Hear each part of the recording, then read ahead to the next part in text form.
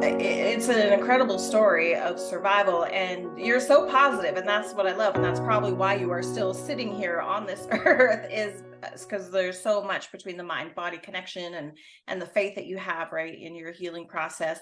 And so this self-discovery of, your emotional health, mental health, well-being, all through this led you to the four truths, which you use to guide your life now along with your faith. Can you share what those are and how people might apply them to their lives?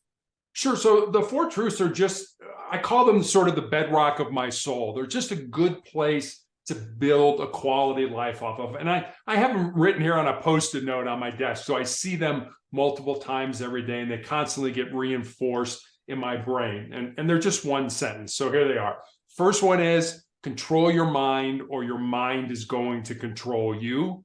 The second one is embrace the pain and the difficulty that we all experience in life. And it doesn't have to be cancer or even any kind of an illness. And use that pain and difficulty to make you a stronger and more determined individual. The third one I look at is more of a legacy type of truth. And it's this: what you leave behind is what you weave in the hearts of other people.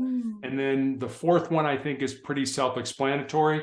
As long as you don't quit, you can never be defeated. So I use those, as you say, to kind of make decisions. Should I do this treatment? Should I get involved in this project and things like that? And I also have a very strong faith. I talk about my 3 F's: faith, family, and friends, which have gotten me through, as well as the four truths. But those are things that I know I can latch onto. They're solid things that help me get to where I need to go.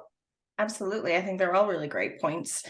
Controlling the mind is, I remember a story once of, I don't remember who told the story, but it was of a little girl. And one day at school, they were just outrageous. They were rude, they were back talking, they were unruly. And then the next day they came back and they were nice as pie. And the teacher said, what happened to you? Yesterday you were unhappy. Today you're, quite settled. Well, yesterday I let my mind push me around, and today I'm pushing it around. And it's really true. We can't control what's around us, but we can definitely control how we respond and react to life, even in those horrible, challenging, adversarial type of moments. We can, and it's incredibly important.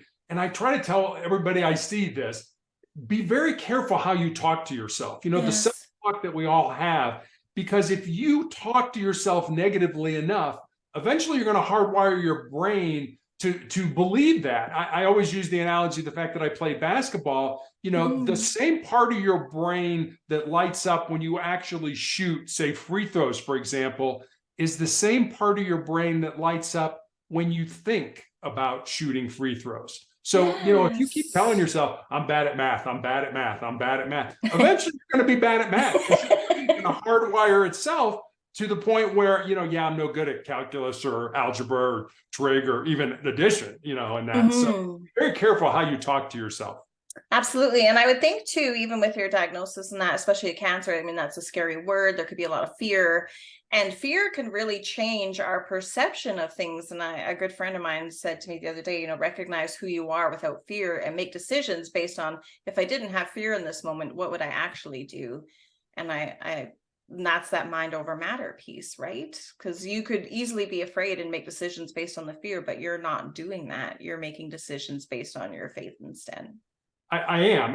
And the thing about it is most people do. And I know I have. I mean, I'm not immune to this at all. I devoted an entire chapter in my book that's titled "Most People Think with Their Fears and Their Insecurities instead of using their minds." I've done that. It's like, maybe I should do that. It's like, oh, wait a minute. Maybe I'm not smart enough. Maybe I don't have enough experience. What are people going to say about me?